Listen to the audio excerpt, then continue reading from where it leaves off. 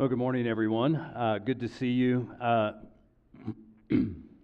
usually tend to sit during my sermons, just kind of easier for me, and I feel like I'm a better preacher that way. But a couple times a year, I'll end up standing, and it's called allergy season. It just kind of works better in that regard. So, sunflowers, I'm from Kansas. I love to see them. I do not like what they do to my upper respiratory system. So actually the other day, my wife and I were driving home. We were driving up 344, and we ended up talking about 23 years, almost 23 years that we came in contact with Valley View Christian Church, and in November will be 23 that we've actually been here as on staff. And so it's been a pretty cool thing. And we were able to talk about how the church has changed a lot through the years, how just the ministry and identity of the church is completely different. And I remember there's one particular story that happened, and I'm going to venture to say it's probably within the first year.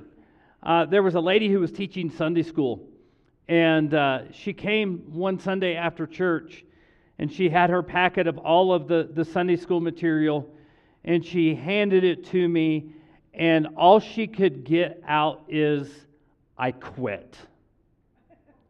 And I was like, and I tried to be like really nice and so on like that, and like, "Well, I'm really hate to hear that, blah, blah, blah. Can you tell me why you need to quit right now?" And she tried to get her words together, and all she could get out is, "They won't sit still." And that was it. And so I went to the elders meeting a few weeks later, kind of give the report as far as what's happening in ministry. And I explained that like she had quit, and it was rather dramatic and different things like that. And as we were talking about it, I remember Tom Shaffer, one of our elders, saying, "It's because we are reaching messy people." See, like nothing against those of y'all that were here early on. They were like, everybody was really good and neat, and everybody said yes sir and yes ma'am and all that kind of stuff. And we started reaching these families that, for all intents and purposes, they were far from God. And so they were bringing mess into the church. Now, a lot of churches would say, "Hey, that's not us and we don't want the mess," but instead, the elders and I began to pray that God would send us more messy people.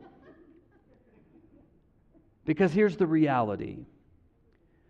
We live in a messy world. And we all have messy pasts. And we all have stuff in our life that if, it was displayed on the screen or printed on Facebook, it would really reveal a big, giant, gargantuan mess. And no matter how we try to avoid the messiness of the world, at some point in time, that mess is going to be visited upon us, and it's just going to be a reality. And so as Christ followers, we have to figure out what it looks like to have a messy life, to live in a messy world, but yet have a faith in Jesus in all of the mess around us. We're going to take a look at a story from the life of Elijah today, and we're going to see a guy. His name is Naaman, and Naaman really kind of had all of the check marks. He had a lot of the checking the box as far as saying life is good, but then life got messy, and God cleaned up the mess. And then he had to figure out what it would look like for him to follow God in a messy world. And so I think there's something that we can pull from that here today. We're going to be in 2 Kings chapter 5, and we're going to start with verse 1. It says, "The king of Aram had great admiration for Naaman, the commander of his army, because through him the Lord had given Aram great victories. But though Naaman was a mighty warrior, he suffered from leprosy." Leprosy is a skin disease that, especially during the ancient world, meant that all bets were off, and no matter what good was happening in your life was over. In fact, I want to read this particular verse from the ESV version, because I think they do it really, really well. Naaman, commander of the army of the king of Syria, was a great man with his master and in high favor, because by him the Lord had given victory to Syria. He was a mighty man of valor, but was a leper. Now think about this, commander of the army. He was a great man in high favor. The Lord had given him victory. He was a mighty man of valor. If you want to look at this and think about all of the boxes that Naaman checks in life, he had a great job. I mean, there was the king, and I'm sure king had advisors, but he was general over all the armies. He was a great man. He had great character. He had an impeccable reputation. He was respected by people. He was liked by his boss. He was brave. But he was a leper. You see, I think we can understand that power and status mean nothing if there's a but, not backside, in your bio. You can have all of the check marks of everything that needs to be done to have a good life, but if there is that one thing but there's something else, it cancels everything else out. And maybe you get that. Maybe you have experienced that life was good, and everybody looks at your marriage and you think that everybody thinks it's great, and they look at your job, and they look at your house, and they look at the 2.5 kids and a dog that makes you the full American family, and they say that is awesome and that is great, and I love their vehicles, and I just love everything about their life. But then but you know she's about to leave him. But you know that their marriage is a sham. But you know that he has a hidden addiction. But you know that she has a hidden sin. But you know that really on the inside they're dying because of the abuse that they received as a child. You understand that life can be really good, but there's always that but that makes life really, really tough and really, really messy. But one of the things that I think is beautiful here is that this story doesn't involve just one verse. Let's look at verses 2 and 3. At this time, Aramean raiders had invaded the land of Israel, and among their captives was a young girl who had been given to Naaman's wife as a maid. One day, the girl said to her mistress, I wish my master would go to see the prophet in Samaria. He would heal him of his leprosy. And so I want you to see the reversal of fortunes here. Because you have a young girl who checks none of the boxes. She's essentially a prisoner of war. She is a slave. And we look at her life, and no one would really want her life. But she has something that kind of equalizes the entire thing, and that is faith. You see, she is able to understand where hope is, where hope can be found. And when she says that there is a prophet in Samaria, there's a prophet in Israel, we understand that she is saying, I have faith in God that He can solve this problem. And so I think about, when you talk about the reversal of fortunes, greatness is not found in the words used to describe you. It really comes down that greatness is found in your faith in Jesus. I did a funeral yesterday. In the last 30 years, I really don't know how many funerals I have done.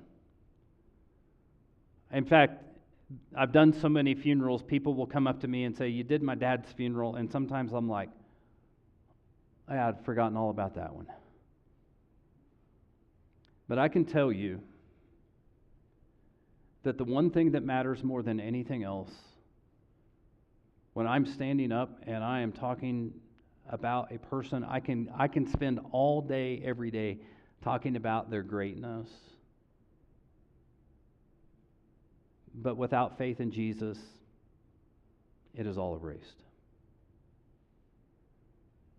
And so this young woman had faith that God could do something about the predicament of Naaman. And so we read that verses 4 through 6. So Naaman told the king what the young girl from Israel had said. "Go and visit the prophet." The king of Aram told him, "I will send a letter of introduction for you to take to the king of Israel." So Naaman started out carrying as gifts 750 pounds of silver, 150 pounds of gold, and 10 sets of clothing. The letter to the king of Israel said, "With this letter I present my servant Naaman. I want you to heal him of leprosy." Now there's a couple things here that's kind of interesting. And I think about that. This kind of reveals how important Naaman was. See, you think about you're important in your job. How many of you have a boss who would spend millions of dollars for you to go to the doctor? Ain't going to happen. Even the best bosses in the world. So the king of Syria here sends millions of dollars as a gift to the king of Israel so that he would heal his right-hand man of leprosy. But then we get to verse 7. The king of Israel read the letter. He tore his clothes in dismay and said, "This man sends me a leper to heal? Am I God that I can give life and take it away? I can see he's just trying to pick a fight with me." So the king learned something about himself. The king learned something again, he's tearing his clothes. And this isn't like Hulk Hogan, look how awesome I am. This is, look at me, how distraught I am as he is tearing his clothes. But here's something that we need to chew on. Here's something that the king of Israel figured out. And it's something that we probably need to figure out as well. And that is that the kings and kingdoms of this world are extremely limited in their ability.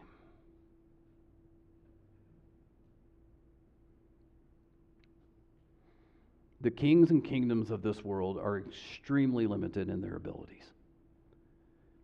So, by the way, it's election season in America. It's probably like our number one spectator sport. Okay? And up until a few weeks ago, it kind of seemed like the drama was going to be pretty low with this election. And then somebody said, "Hold my root beer." Right? And it just got crazy all over again.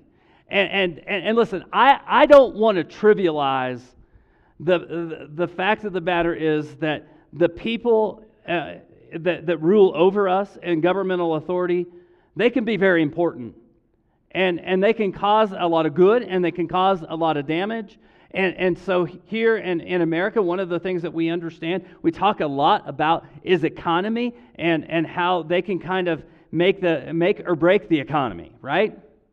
But I think it's even more important than that. It's the issues of welfare, and it's issues of safety, and issues of freedom. So these people wield a lot of power, and so we should pray for them. And as Americans, again, if we have the right to vote, we should do what we are able to do with the freedoms that we have. However, if you're here today and you've got a lot of great things in your biography and a lot of great adjectives to describe how awesome you are, but there's a but.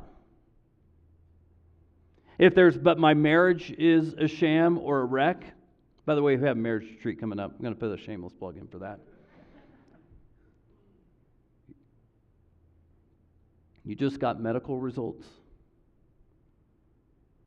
and they're not good. You're dealing with guilt from past behaviors. You're dealing with a hidden sin. You're dealing with a hidden addiction. If that's your story, government is extremely limited in their ability to help you. In fact, it's almost nil. And they may think they're God, and they may want loyalty that only God deserves, but deep down they know they're not God. And deep down we know the same is true. They aren't God. But again, this isn't the end of the story. Let's read verses 8 through 10. Excuse me. But when Elisha, the man of God, heard the king of Israel had torn his clothes in dismay, he sent him this message: "Why are you so upset? Send Naaman to me, and he will learn that there is a true prophet here in Israel." And I think it was when he was saying that there's a true prophet of God, and there's a God in Israel. So Naaman went with his horses and chariots and waited at the door of Elisha's house. But Elisha sent a message out to him with this message, or messenger out to him with this message: "Go and wash yourself 7 times in the Jordan River." There's a little bit of baptism imagery here. "Then your skin will be restored, and you will be healed of your leprosy." Now, I'm just going to throw something out that is interesting to me.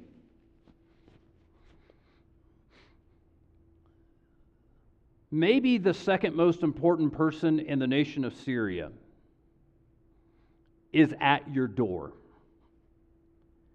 So the implication should be either Elisha invites him in, or he goes out to meet him. He does not give orders from his recliner. Seriously. It's almost like he's like, "Yeah, just go over and just do this over here." And it almost feels like he's ambivalent toward the situation. It almost feels like he's laissez-faire, like he's very hands-off here. And I think about this situation, and it's kind of a jerk move. I don't think he was a jerk. I don't think he was lazy. Could be that he was an introvert. There are people like that, and they're okay.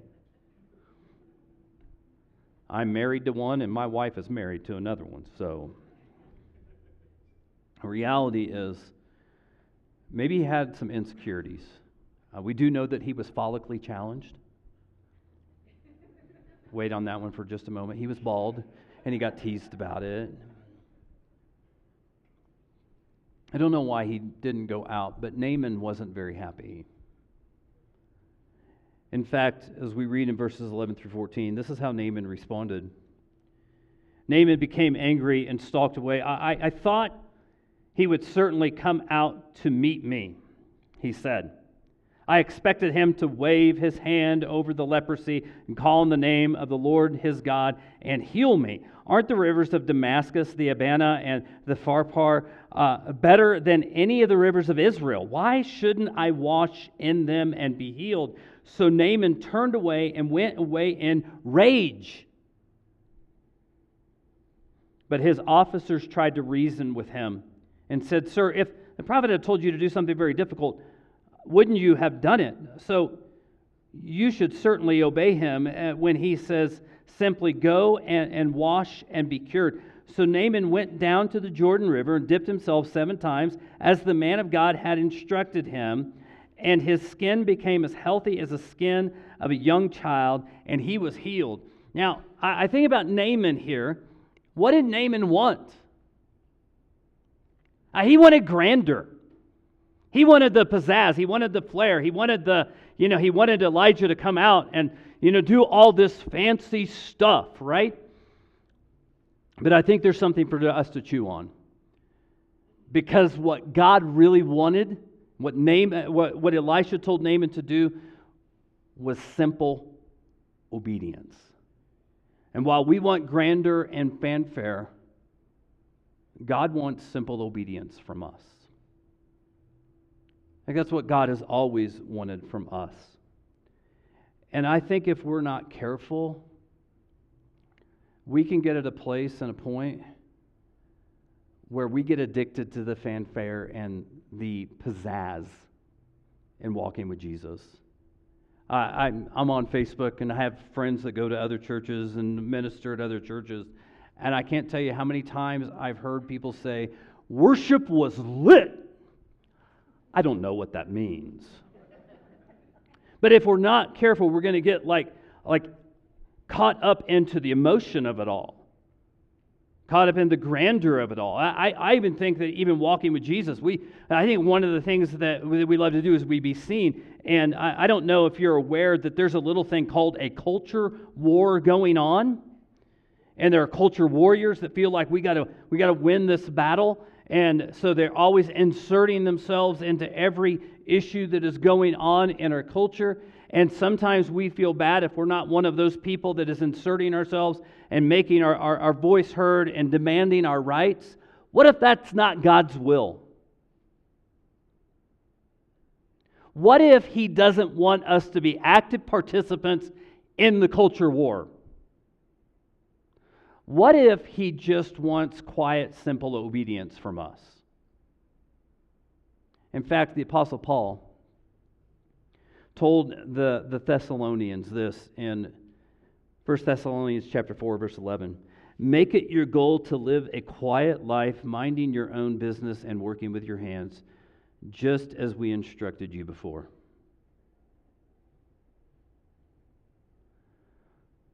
What if God's will for you is just to be a good neighbor? To be a good employee? To be a great husband or wife? What if His will for you is a quiet life and simple obedience, minding your own business? Because I notice what it says in verse 12. Then people who are not believers will respect the way you live, and you will not need to depend on others. I think maybe I get it. If we're not careful, when there's grandeur and fanfare, it becomes all about us. Simple, quiet obedience of God puts the spotlight on Jesus. Maybe that's what Elisha was trying to get across this entire time, taking the focus off himself. People say, look how awesome he is, and letting the spotlight just simply be on God. Because notice verse 15. Then Naaman and his entire party went back to find the man of God. They stood before him, and Naaman said, now I know that there is no God in all the world except in Israel. So please accept a gift from your servant. Now I know, not that Elisha is great or Naaman is great, but now I know that there is a God, and the only God that exists in all the world is the God of Israel. So I want to let you know something here. We talk about miracles. In fact, over the last 6 weeks, we talked a lot about miracles. You go through the life of Jesus, there's a lot of miracles. But I want to let you know that the point of miracles in the Bible is not about the outcome. It's about the revelation. You see, the point of miracles in the Bible is to reveal the nature and character of God. That's the point. In fact, I remember Life of Christ, 1991-92 school year. Dallas Christian College.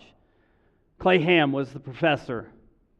And I remember him saying over and over and over and over again, every time we went to a miracle story in the life of Christ, he would say, problem, solution, reaction, theological implication. So we can look at the problem, the solution, the reaction of people, but ultimately, what does this say about God? What does this say about Jesus? And when I think about this, and I think about all of this, I think a lot of people get at a place where they feel like something is wrong if they've not experienced a miracle. In fact, it was one of the funerals I've done. I remember this lady a long, huge battle with cancer, but in her battle with cancer, she had one of those, I call them suction cup stained glass windows. You remember, like, you put the suction cup on the window and it's a little stained glass window? Cheesy things. If you still have them, they're not cheesy, by the way. But she shared the story of how Jesus revealed himself through, the sun shining through, and had a vision and different things like that. And I remember as she told me that story, it wasn't a few weeks later that a lady who quit Sunday school was in my office crying. Where is my miracle? Where is my vision? Why don't I get that? And so I want to tell you that if you have never experienced like that grandeur and splendor miracle, there's nothing wrong with you. But if God chooses to reveal his character and his nature through a miracle with you in proximity, you're not awesome. Because it's ultimately about God, Jesus, getting the spotlight, not man. And that's exactly what happened here. And let's go ahead and read on in verses 16 through 19. It says, but Elisha replied, as surely as the Lord lives, whom I serve, I will not accept any gifts. And though Naaman urged him to take the gift, Elisha refused. This was probably a cash cow. This could have been some of the stuff that Naaman had brought to give as a gift to the king. But then it says, then Naaman said, all right, but please allow me to load two of my mules with earth from this place, and I will take it back home with me. From now on, I will never again offer burnt offerings or sacrifices to any other god except the Lord. And the Lord here, when you read, when it's all caps, that is Yahweh. That's the name of God, the personal name of God. However, may the Lord pardon me in this one thing. When my master the king goes into the temple of the god of Rimmon to worship there, and leans on my arm, may the Lord pardon me when I bow too. And it says, go in peace, Elisha said. So Naaman started home again. So get this. Naaman's knowledge of the true and living God produced life change. You see, miracle, God revealed who he was. And Naaman came to a real knowledge of that living God. And it changed his life. He said, listen, I want to take dirt from Israel. I want to get a couple wheelbarrows, put them on, the loads on my donkeys. I want to take dirt back to Syria. So here's the deal. This is bad theology. God is omnipresent. He didn't need the dirt to take back to Syria, but it does represent like this radical life change. Like, listen, I'm all in for God, right? But then we get to verse 18, and 18 to me is just messy. However, may the Lord pardon me in this one thing. When my master, the king, goes into the temple of the god of Rimmon to worship there and leans on my arm, may the Lord pardon me when I bow too. So I'm bothered by this, right? Because this feels like compromise. This feels like a concession.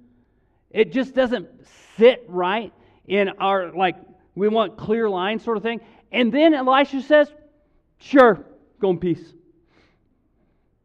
He didn't say absolutely not. And I think that's the important thing for us to understand here. Life change in a culture far from God will be messy. You see, we want things neat and organized. We want clear lines of delineation of like right is right and wrong is wrong and good is good and bad is bad. We want things to be clean and neat and tidy. But sometimes it's not. I think even Jesus knew that. Jesus understood the challenges that would happen when we walk with Him in a culture that is messy and with messy lives. In fact, He says this in Matthew chapter 10, verse 16. Look, I am sending you out as sheep among wolves. This is the messy world thing. So be as shrewd as snakes and as harmless as doves. In other words, be good. But as you figure out how to be good, it's going to take some finesse and some wisdom. And I think Naaman knew that, and we need to know that. And if I think many of you probably already know that. Now, I think about, like, I cannot tell you how many lunch meetings, breakfast meetings, and coffee meetings I have had with guys who work at Sandia National Labs. So I just want to say this, government, if you're listening, none of them have ever told me any secrets. In fact, many of them have said, I have stuff that I got to carry to the grave. So y'all do some pretty amazing, high-level, high-classified sort of stuff that I know causes you some internal strife. In fact, I've heard from guys before, like, I love that I'm protecting our country, and I love the development of stuff that we are doing, but I also know that in the wrong hands, it can destroy a lot of lives. And so there are challenges that come with that. And just the mere fact of working with government. There's a lot of people, in fact, you look at the size of government throughout, our federal level and state level and local level, that employs a lot of people. And some people have to grapple with the fact of, I love Jesus and I have my values based in a biblical worldview, but the government that I work for does not.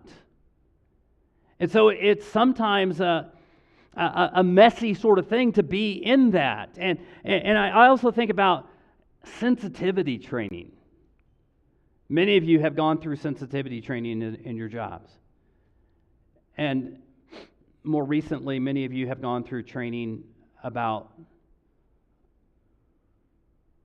pronouns, about gender identity, about making work a safe space, and all of those different things. And listen,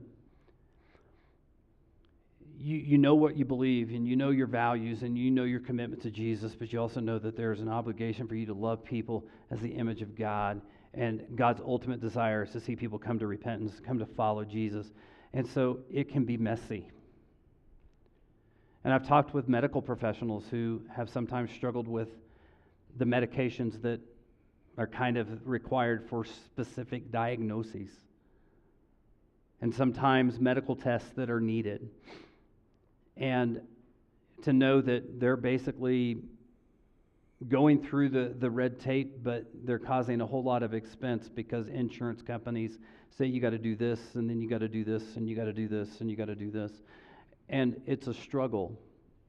I've even talked to insurance guys before, salesmen who have to push certain products because that's what the company tells them to do, but they realize that those specific products aren't always good for the people that they're doing business with. See, I think all of us at some point in time either have or will struggle with how do we maintain faith, how do we live with conviction, but at the same time, how do we love and value people without rubber stamping sin? So it's messy. It's true. It really is messy. And so with that, one of the things that I think we need to understand, and I want to put this as our bottom line here today, following Jesus must produce life change. But life change in a culture that is far from God will be messy. And so we just got to deal with this particular mess right here in a real way, in real time. And so with that, I just want to offer a couple of ways forward. One is this: embrace messy. Instead of trying to make the mess go away, embrace that life is going to be messy, that people are going to be messy, their pasts are going to be messy. And all of this is something that is just a reality. But Jesus entered our mess so that our mess would not convict us for eternity. Also this: ask God to protect your heart as you live in a messy world. I can't speak to like say this is you, but I can say this is me. I want to share this. If you want my blood to boil, talk to me about politics. I could go from 0 to like happy to a lunatic in about a nanosecond. When I open up my browser or a news app and I read about wars raging throughout the world, the Middle East being on fire, I read about the craziness of the political cycle in our nation, and I don't know if y'all figured this out. There's a new crisis about every 7 days because we have attention spans of gnats. And so it's a news story and another story and another story, and social media is on fire because of a depiction of the communion, which we're getting ready to take, and drag queens instead of the apostles, and all of this stuff hurts my heart. And when my heart hurts, it doesn't break, it gets hardened. And so I think you're probably the same way. So we need to be asking God to protect and guard our heart. Also, I'm just going to say this. Seek Jesus first. Jesus kind of said that in Matthew chapter 6. We went through that this year, but seek ye first the kingdom of heaven and His righteousness and His kingdom, right? Really seek Jesus first. And I recently read in the book, and I was like, man, I wish I would have had that when I was actually preaching this particular passage a couple of months ago. But basically what the guy said is, we are consumed with who, what, when, how, why, right? But he says what Jesus does is simplify life. He said, all you have to be consumed with is who? Follow me. Seek me. Seek to be like me. Learn about me. Seek my kingdom. Seek my righteousness. And I will take care of the what and the when and the how and the why. Just seek me. In a messy world, maybe an honest prayer is, Jesus, I don't know what I'm supposed to do right now, but I want more of you in my life. I don't know how I'm supposed to interact in this situation. I just want more of you. And Jesus gives us this promise. When we get consumed with the what of life, you just seek me, all these other things will be added. I'll take care of it. Will you join me in prayer?